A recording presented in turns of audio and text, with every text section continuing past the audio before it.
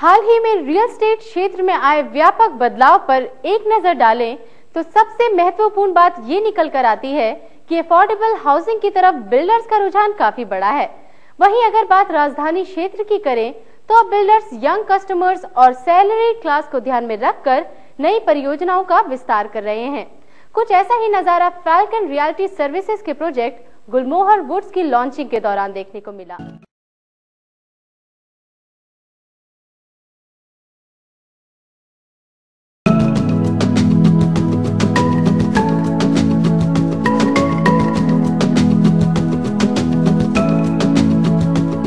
पिछले एक साल के रियल एस्टेट क्षेत्र के ग्राफ पर अगर हम नजर डालें तो यह भी शेयर मार्केट की तरह उतार चढ़ाव से भरा हुआ है।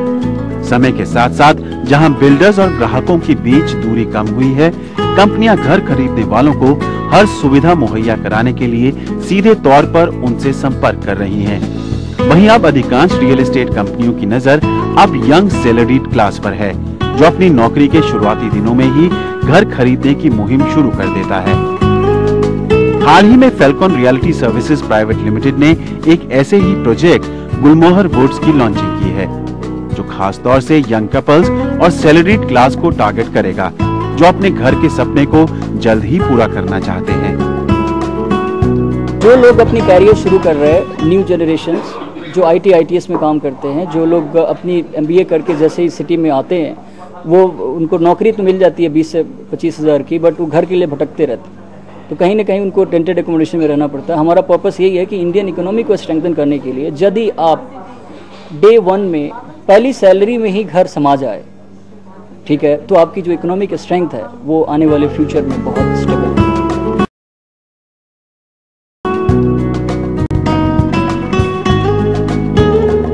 राष्ट्रीय राजमार्ग 8 पर बनने वाली इस 30 मीटर ऊंची इमारत में कुल 8 फ्लोर होंगे, जिसके हर फ्लोर पर 6 फ्लैट बनाए जाएंगे।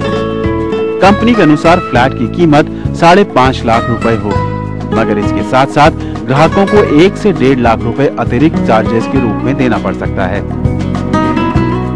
इस पूरी इमारत को ग्रीन बिल्डिंग कॉन्सेप्ट के तहत बनाया जाएगा, जिसमें solar energy, organic farming, water recycling, plantation जैसी तमाम सुविधाएं होंगी। फैसिलिटी हम चाहते हैं कि कम्युनिटी लिविंग हो और उसमें उनकी जो बेसिक नीड्स है हाउसिंग की वो पूरी हो, प्लस उनकी ट्रांसपोर्ट सिस्टम जो है वो हम कोशिश यही कर रहे हैं कि मेट्रो से कनेक्ट कर दें। 2010 तक पूरी जो NCR है, मेट्रो से मेजर जो पार्ट ऑफ NCR है मेट्रो से कनेक्ट हो जाएगा। हमारा इफ्को चौक से बस चलेगा और सिटी तक जाएगा, जिसमें कि पेट्रोल बचाएं और उस पेट्रोल का जो खर्चा है वो हाउसिंग में लगा करके एसेट्स एप्रिसिएशन खरीदें। इकोसिस्टम में हम लोग पहले तो प्लान कर रहे हैं कि 30 लाख पेड़ पौधे लगाएं। उसी पेड़ पौधे की जो नेचुरल रिसोर्स है, हमारी जिंदगी को जीने के लिए ऑक्सीजन प्राइम कंसर्न होता है,